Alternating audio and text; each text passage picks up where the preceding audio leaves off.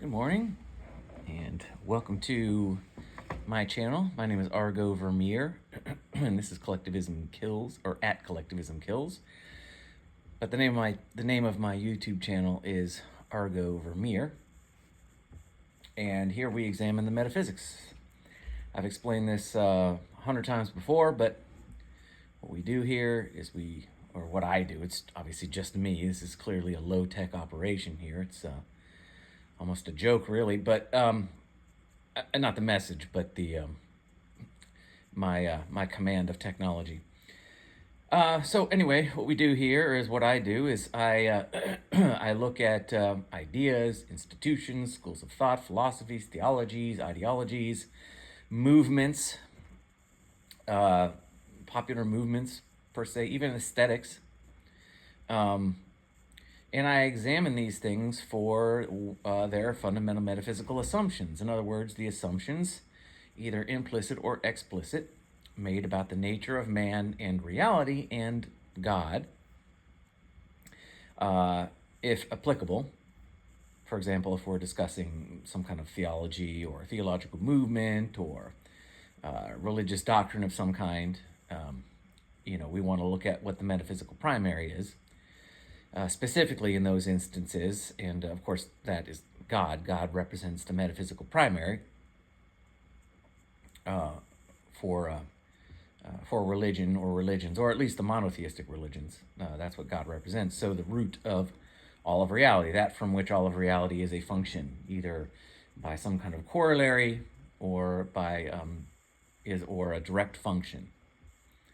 So that's what I do here. Now I'm picking up where I left off, which was we were discussing why you yourself is the most dangerous thing.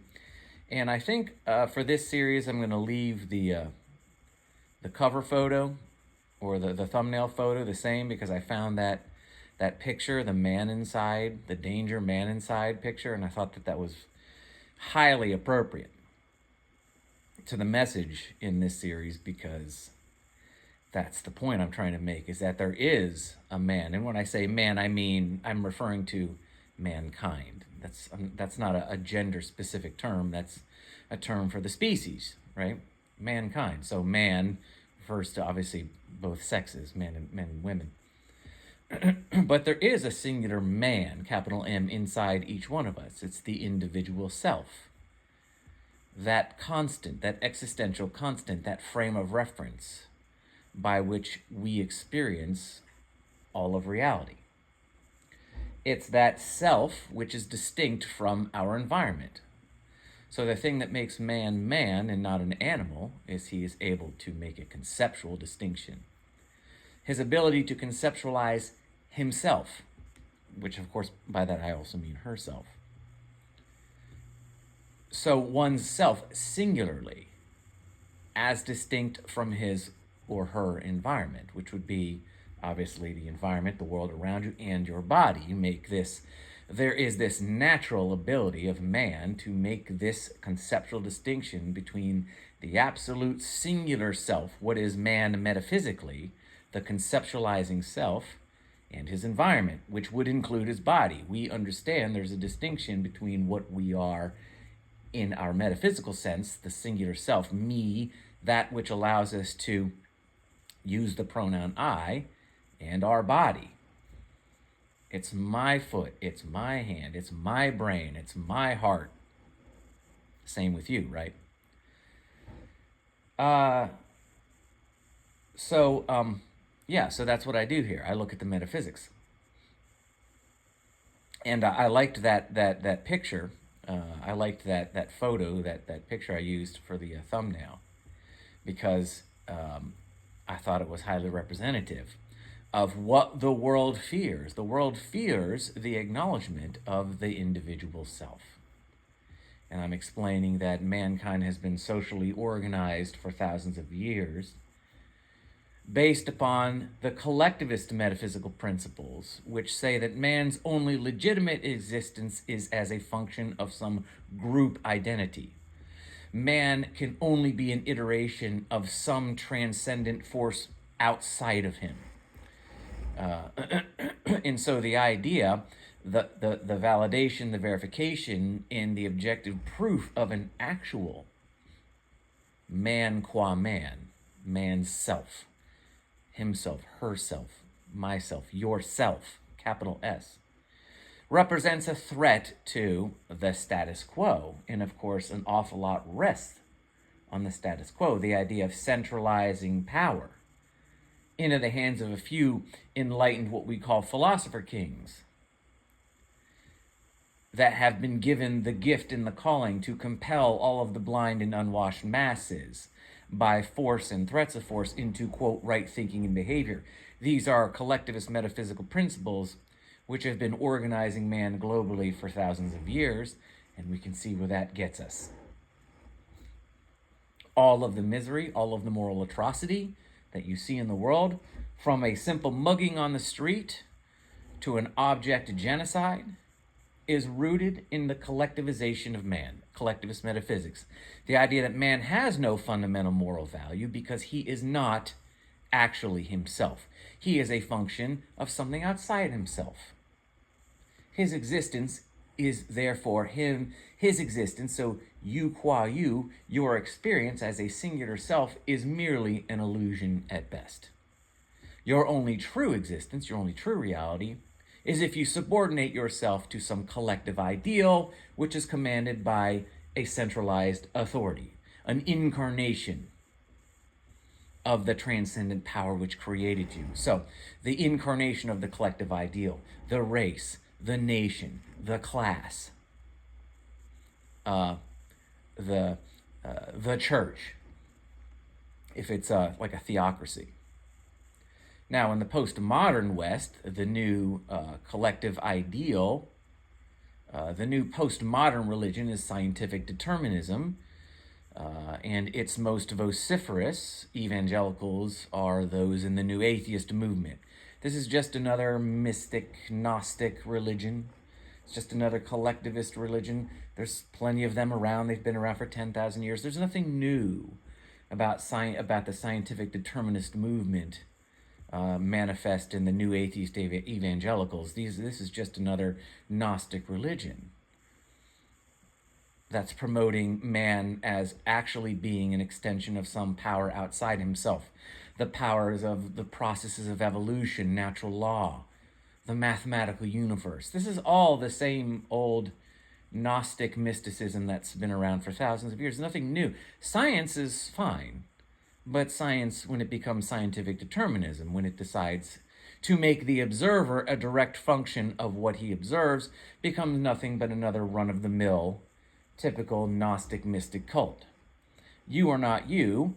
You are an illusion. You're an epiphenomenon. You are just an after effect of whatever the laws of nature in the mathematical universe has determined your brain to do, how its neurons fire, how the chemical interactions work. This somehow produces some sort of conscious singular frame of reference which isn't actually real. This is all mystic. This is all the mystic metaphysics of scientific determinism. It's all garbage. You have to outsource your rational brain to your authority. In this case, the priest class of this new scientific determinist movement, with its new atheist evangelicals, would be your scientists and your professors in the cathedrals of the new atheist and scientific determinist church, which would be, MIT, Caltech, Harvard, Yale, Oxford, the big academic institutions. Eric Weinstein has said that the scientific community or scientists should be treated as a priest class. He said this, untouchable. They should be above the culture, and they should be subsidized for simply existing. They have a right to your person and property. They are the new priest class. They are the new purveyors of truth. They will dictate truth to the rest of us. We are obligated, therefore, to subsidize them as our postmodern priest class. He said this. I think it was on Joe Rogan, I believe. I'm not making this up. Eric Weinstein said that scientists should be considered a priest class or something to that effect. I can't remember. It's been a while. But so anyway, That's a long-winded way of saying it's the man inside that threatens the established order. It threatens all of these Gnostic religions, which are centralizing power for obvious reasons. With power comes a lot of benefits, right? So if the ruling elite can fabricate some metaphysics and gain power over the masses, there's obvious reasons why that might be something that certain types of people would want to do. And the acknowledgement of an actual legitimate objective inner man, the self, oneself, represents a threat on many levels, but one, it makes them, these people, who want to command, control, exploit, and enslave the masses for their own power as the established divine authority on earth. Well, this makes them morally culpable. And moral culpability has very real consequences, if not in this life, the next. There is no get out of jail free card for your moral atrocity on earth. It doesn't work that way. Your self exists, and it's eternal. And your assumptions now will follow you into the next life. And there, as your consciousness moves from this body, because this body has a shelf life, your self does not. Your self is absolute and constant, but your body has a shelf life. As your self, your soul, your spirit moves into its new body, which is inexorably necessary. It's a corollary between man's self and his environment, where his self can be practically manifest. The assumptions that you have here will carry you, will follow you from this body to the next, and how you experience that transition is going to be based on the assumptions you hold about what you are and what your neighbor is and how you treat them. There's no get out of jail free card for this moral abomination. The moral abomination that the ruling class perpetuates upon the masses in the name of their collectivist metaphysical gods, quote unquote. There's only repentance and acknowledgement of the truth, or there is the consequence that will follow you into the next life, if not in this life. So the idea that none of that is true, that there's no real moral value to the unwashed masses, which means we can do whatever we want with them in the interest of our own power because we represent God, quote unquote's incarnation on earth. Well, there's an awful lot of incentive to want to maintain that message. It helps them sleep at night. They can't be morally culpable for their abominations and their atrocities if there's no moral value to man. If man's self is an illusion and you aren't actually you, then you have no moral value, in which case they can't be held ethically responsible for anything they might do. So it's this man inside that presents a threat. So we're talking about that, and so this is part 2, and sorry for the long prologue, but that's the way I roll. And had a lot of coffee this morning. I'll try to stay calm. I'm at home right now, so there won't be any background noise. There shouldn't be. You might hear the cat, although I don't think so. He generally sleeps all day, and he only gets active at night. It's kind of a nocturnal cat. But anyway, so I left off on Monday. I was talking about, and again, I have a bunch of notes here, and they're going to be cohesive to some extent, but as I'm often wont, I will go off in this direction or that. But I was talking about my father-in-law, and I don't mean to dox him, and I don't mean to be. He's not a bad man by any stretch. He's a very nice man. He's, if you've been married for any length of time and you have in-laws and you've known them for any significant length of time, look, we all understand that in many cases, if not most cases, our in-laws represent people we likely would never have anything to do with. And the only reason why we have a relationship with them is because we happen to marry, a particular person, and we married into that family. I could be way off base here. Maybe this is just my feeling. Maybe most people are completely in love with their in-laws, and they would totally hang out with people like this, even if they weren't married. But that's not the case with me. He's a fine and nice man, but he is a certain way that I am not. I think, as Buddy Rich once said, one of my favorite quotes Buddy Rich, the drummer, used to say about somebody he didn't like. He used to just say, that guy ain't my kind of guy. And that's kind of the way I approach, certain people in my life that I'm in a relationship with, by proxy, I suppose. It's not I don't despise or hate, and I certainly can get along, but there are things that you notice, right? And little things, and I was explaining before that my father-in-law, being he does this thing that ideologues do, where I said this before. It goes one of two ways. Once you're in an ideology long way, because ideologies have no you either have the truth or you don't. If you don't have the fundamental truth, then you're operating basically upon cognitive dissonance. You don't know why you're doing what you're doing. You're making some assumptions, but you can't necessarily you might know why you're doing what you're doing, but the why might not be rationally explainable. So, for example, if you were to examine the metaphysical presuppositions of, I would argue, most Christians, you would find them rationally incoherent. Why do they believe what they believe? If you know what you're doing and you've been thinking through things and doing this for a while, you can pretty much get most, if not, I would say 99% of Christians to kind of punt their entire belief system into the cosmic realm of God's mystery in about 5 minutes. They don't know why they believe what they have reasons, but these reasons are completely rationally untenable. It's literally blind faith. Sorry. Get something here. So it's literally blind faith. Well, that's not going to work. Sorry, I'm facing the window. It's a little bright outside. So I'm going to get a hat real quick. Hold on. Oh, the cat's over there. Hi, buddy. Hi, buddy. Hey, buddy. Yeah. Cat's hanging out with me. He's behind the sofa. He's so cute. He's very fluffy, as I said before. He's like a big, fluffy marshmallow.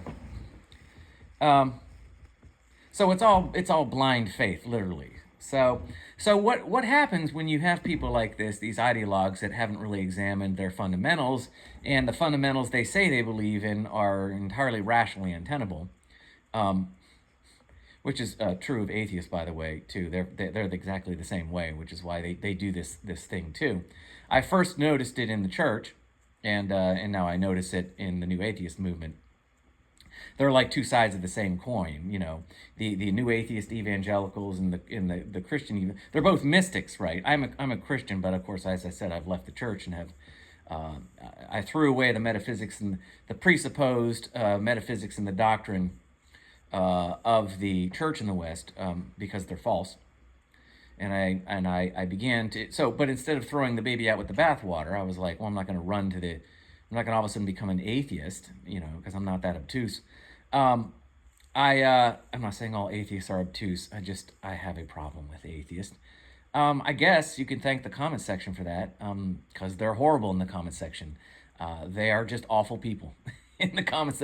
Maybe they're not in face-to-face, but I don't know. And I've heard, the four horsemen of the new atheist movement talk, and they're just as pretentious and arrogant and their assertion that they have the capital T truth is so laughable.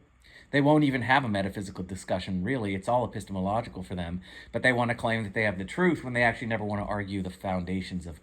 See, truth is an epistemological proposition. Why? You have to understand what is real. That's where the real argument is. Now, I understand scientists have an idea of what the roots of reality are, but they never actually want to debate them. They want to debate from the frame of reference of the epistemology. They want to say, I have the truth, and therefore I have the standards of what constitutes proof and evidence, and you have to accept my standards of proof and evidence before we'll even have this conversation. That's an epistemological debate, not a metaphysical debate, which is what the actual debate about God is.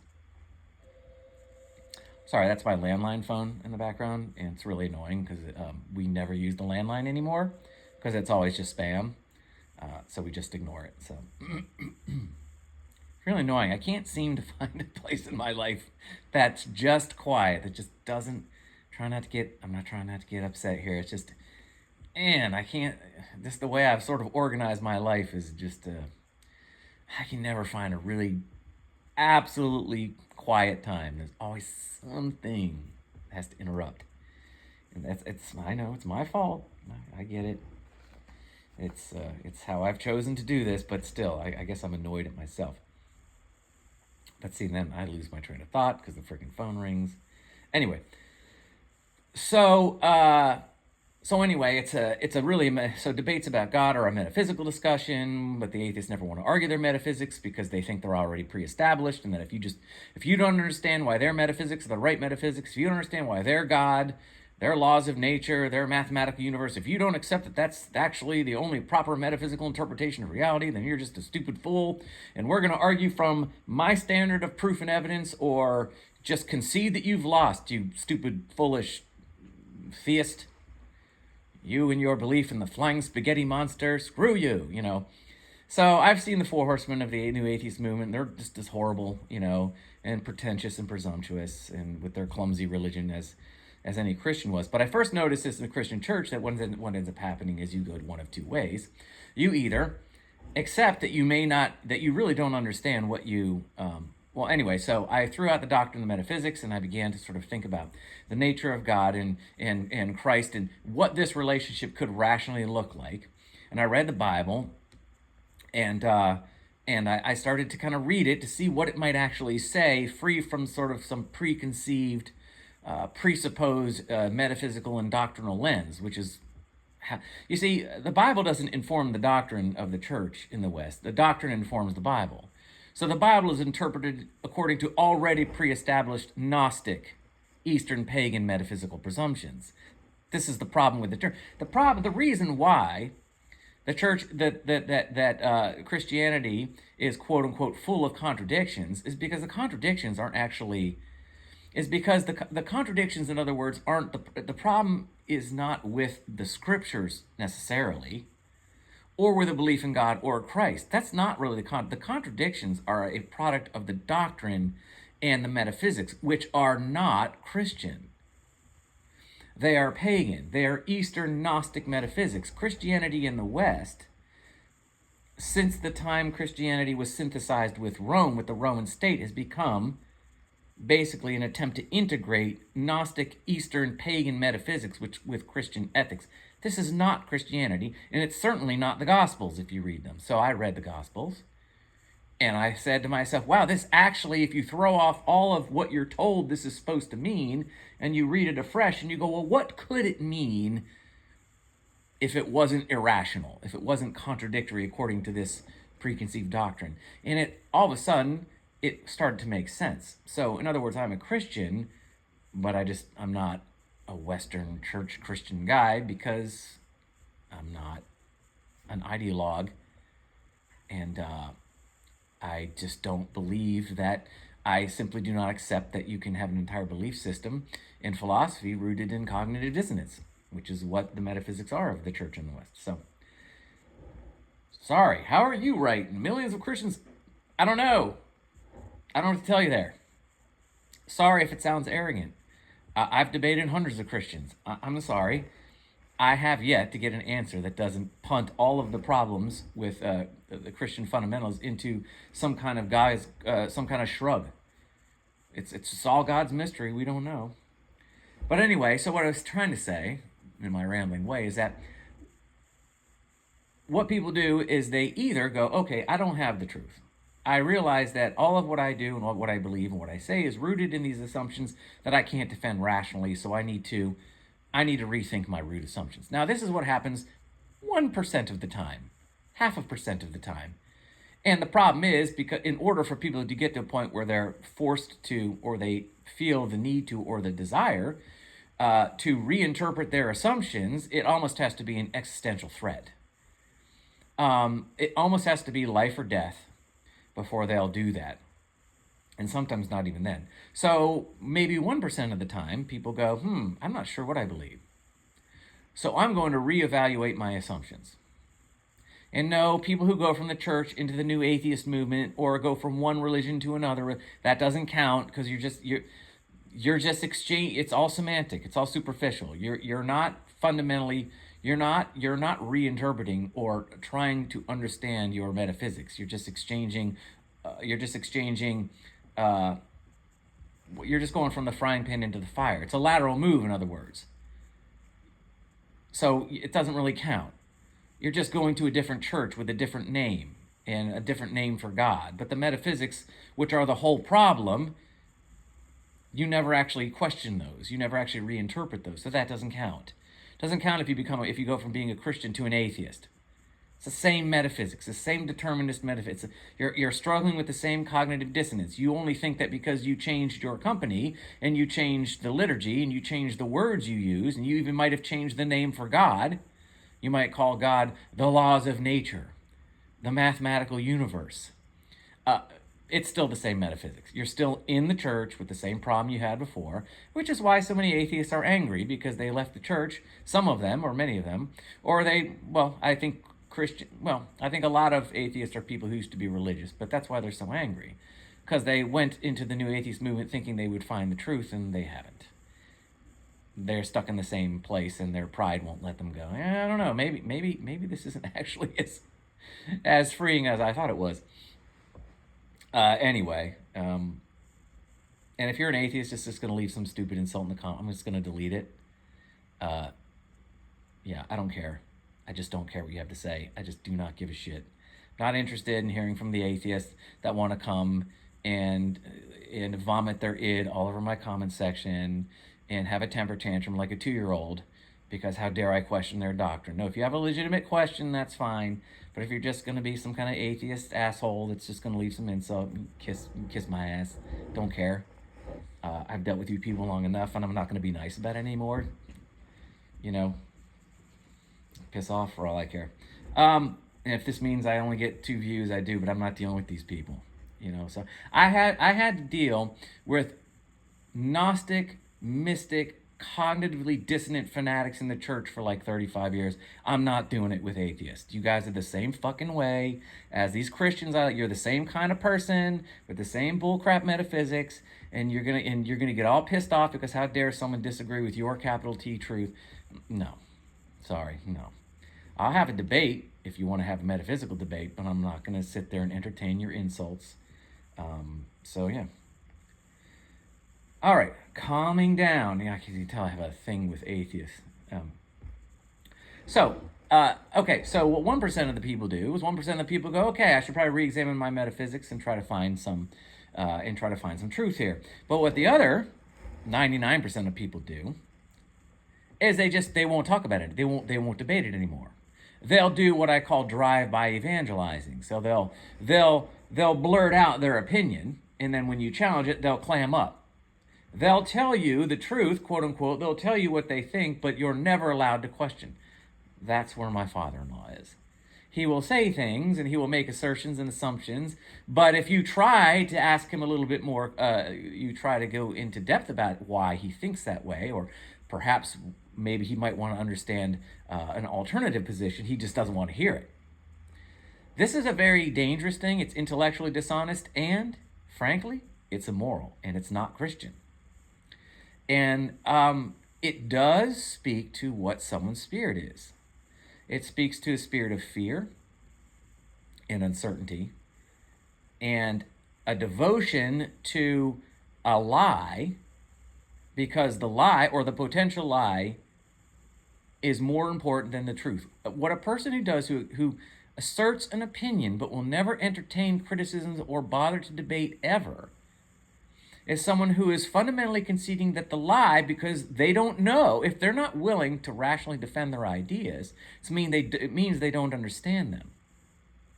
So they could be false. So what you're saying is that holding on to a lie is more important than finding the truth, because the truth is unsafe for me. Now, this is coming from Christians. Christians do this. That's not a faithful person. That's a person who is fundamentally terrified and uncertain about what awaits them. That's not the message of Christ. There's no uncertainty in Christianity if you really understand it. The constancy of the self is an objective truth. And the corollary between yourself and your body, which is how you manifest yourself upon your external environment, if you will, if you like, This is a correlative relationship. This body gets old and fades. You will have a new one. So the constancy of the self and the resurrection of the body and the moral ethics which necessarily follow from this truth are indisputable and objectively verifiable, I submit. There is no, and so objectively verifiable metaphysics, epistemology, and ethics, and which I believe Christianity in its proper, pure, synthesized with the Roman state version represent the best philosophical iteration of, at least in a religious form. There's no uncertainty here at all. So if you're a Christian who has gotten to the point where you will not defend your ideas, that means you're not certain about them. There is no blind faith. You either can explain rationally what you believe or you cannot, which means you may be believing something that's a lie. I'm not saying that Christians who are like this are necessarily going to hell, but I'm also saying they're not necessarily not. I'm not saying that they're going to hell, but I'm also saying that I'm not sure either. Because when you've devoted yourself spiritually to what could be a lie, and you're so terrified of the truth that you won't even entertain any criticism of your belief, I don't know what that says about your soul. I think it's very possible that there are many Christians today that are moral enough people that they will be fine, but I don't know. And I'm just saying, you may not know. So I'm not trying to scare people and threat of damnation or anything like that. I'm just saying that there's nothing Christian about this position. There's nothing particularly Christian about refusing to defend your ideas. The idea that your kind of evangelizing is drive-by. That's what happens when ideologies are afraid of the truth. That's why you see.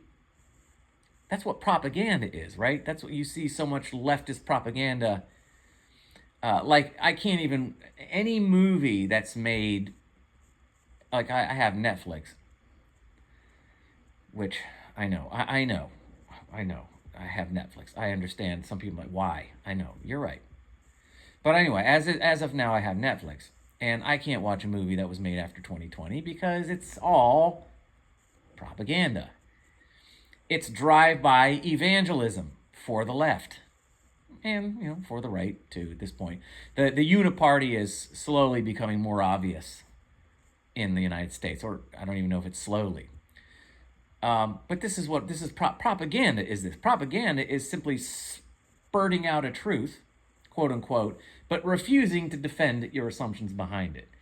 And you're going to do it in a way that you're never going to give anybody a chance to question you. That's propaganda. You put it in a movie, you put it in a broadcast, you put it in a book, you put it on a place where no one can, where it's clear that you are never going to entertain any contrary opinions or any contrary ideas or any questions. So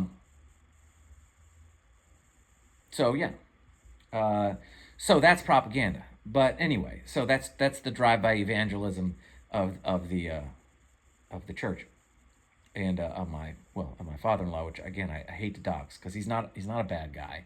I don't mean this to be cruel to him, but anyway, so the point of what I was trying to say is you see this kind of cognitive dissonance all over the place, and you see how, and when somebody is how terrified the culture is of the idea of oneself, man qua man. Because you can see it even in those who promote the idea that they have the one capital T truth, and they are the most faithful of God's children. And this fear of the truth, this fear of the idea that their collectivist metaphysical assumptions might be false, that there is actually an objective singular self which is capable of knowing the truth and actually acting in service to it as a function of his nature or her nature, not simply because of the, quote, grace of God, some kind of divine gnosis am I able to know. No, in your nature as a human being, The very nature of you qua you is your ability to know truth and act in service to it, and therefore you are morally responsible to it. This terrifies even those who would fancy themselves the most devoted of God's disciples, right? So anyway, I left the church.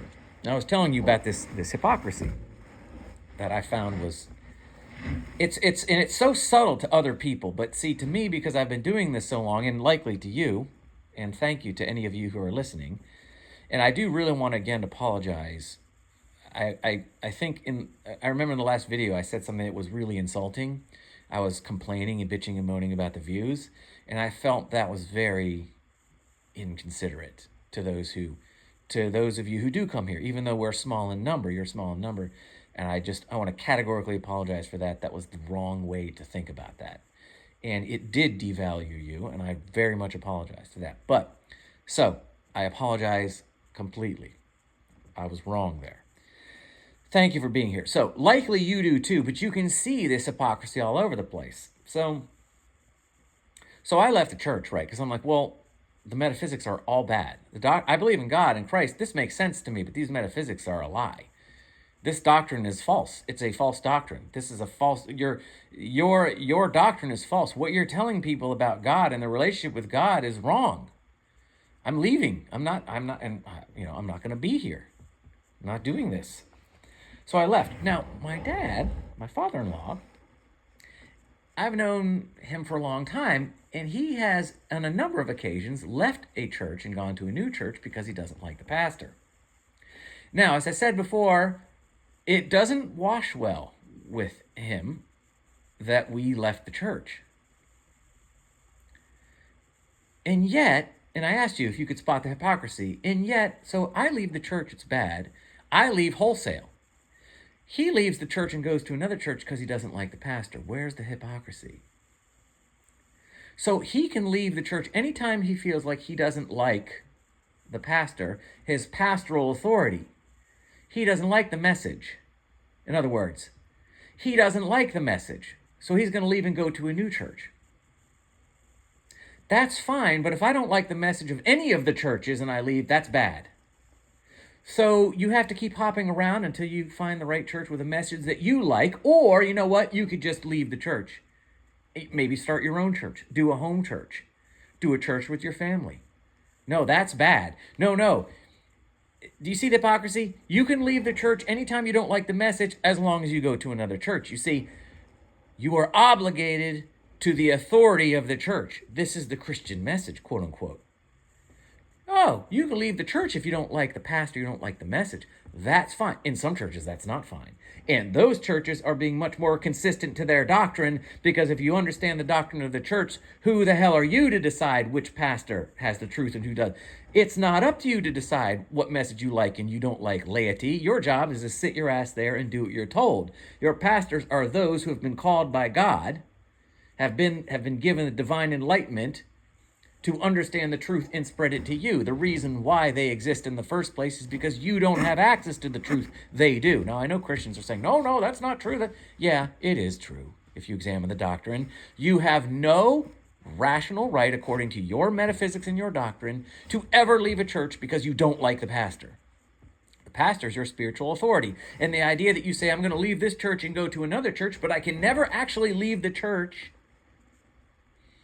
I always have to be part of a church. I may not like this pastor, but if I go down the street to this church, maybe I'll like that.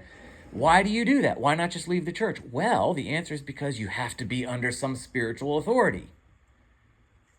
You see, but if you can leave whatever authority you don't like at any given moment, you don't like this pastoral authority, you go to another one, then who's really in charge? You're making the determination about whether or not you want to be under the church's authority, really. And so, what is wrong with me leaving? I simply have done what he has done.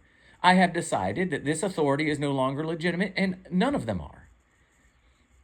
But he would say, my wife says to me, yeah, but Dad feels like he should be under some authority. I'm like, yes. But if he has no choice but to be in the church, then he doesn't have a choice about which church. If he can't... if he has to be under the church's authority, why does he have to be under the church's authority? Why does man need to be under the authority of his priest class? Because man's understanding is fundamentally limited and insufficient. So he has to be under the authority of someone who can tell him what the truth is and how to act. He's not capable in himself of doing that, which is why he has to be under the authority. In which case, how can he justify leaving a church because he doesn't like the pastor? You see the contradiction. If you have to be under authority, then you can't decide which authority you're going to be under. If you are capable of deciding which authority you want to be under, you're not under authority, which means you can't have a problem with someone like me who leaves the church. You either stay in the church and come hell or high water, no matter what they say or what they do or what happens, that you are stuck there, and you may never leave that church, no matter what happens or how they exploit you or anyone else. As soon as you say, no, I am capable of observing that this church authority is illegitimate and I'm leaving, then you must acknowledge anybody's right to leave the church and to remove themselves from under pastoral authority.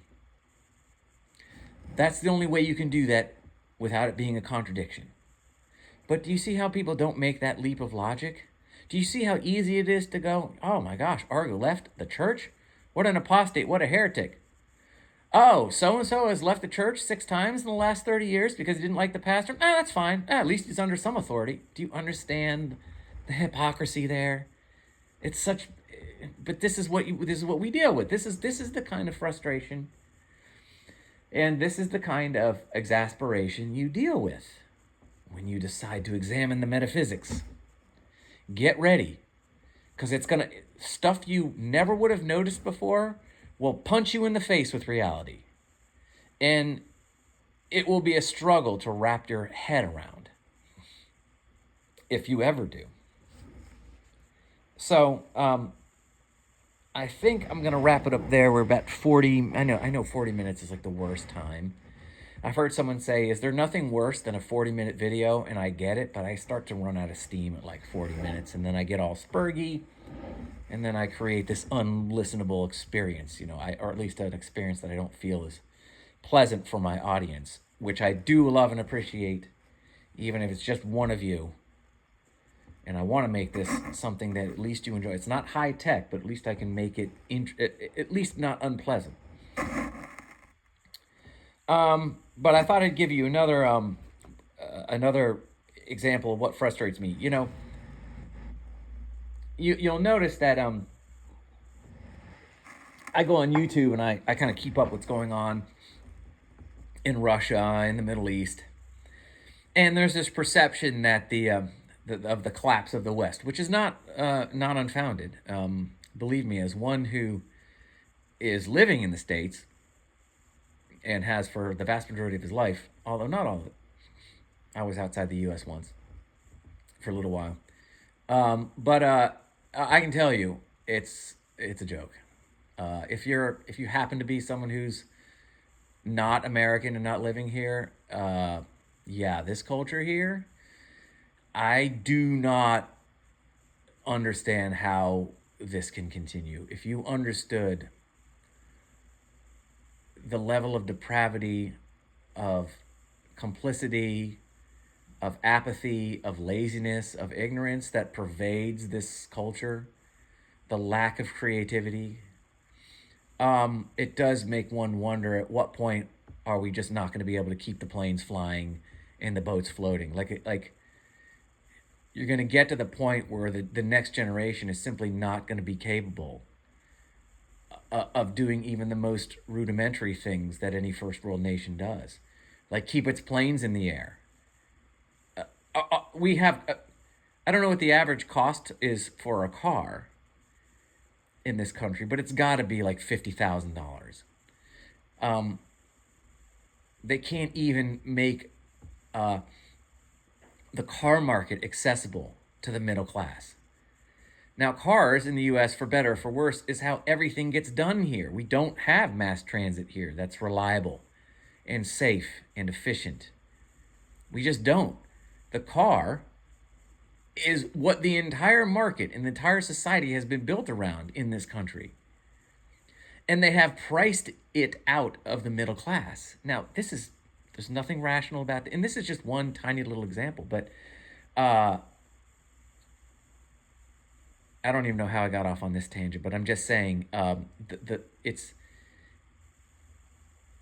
shocking and it's not. I mean, I understand why we are where we are, but the level of apathy, complicity, complacency, um, outright laziness, ignorance, degeneracy, just cultural bankruptcy. It's really pretty sad. But I mean, I get it. I know why it's here. I mean, it's not a mystery to me. I don't wring my hands in exasperation over it. It makes perfect sense to me.